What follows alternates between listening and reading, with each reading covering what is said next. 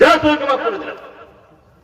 এবার আল্লাহ দুইজনকে ডেকে বলছে, আদম আর হাওয়াকে, তোমাদের দুইজনকে নির্দিষ্ট একটা টাইমের জন্য পৃথিবী নামক একটি জায়গায় তোমাদেরকে থাকতে হবে।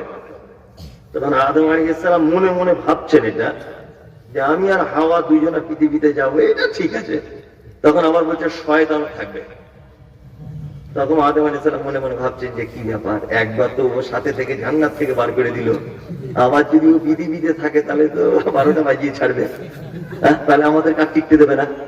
যখন আদম আলাইহিস সালাম মনের দিক দিয়ে টেনশন করছেন, তখন আল্লাহ বলছেন, আদম শোনো, তুমি কোনো টেনশন করিও না, আমি তোমাদের দুইজনের সাথে একটি কিতাব দিচ্ছি, তোমরা দুজন যদি এই কিতাব অনুযায়ী যদি জীবনযাপন করো, তাহলে শয়তান তোমাদের কোনো ক্ষতি করতে পারবে না।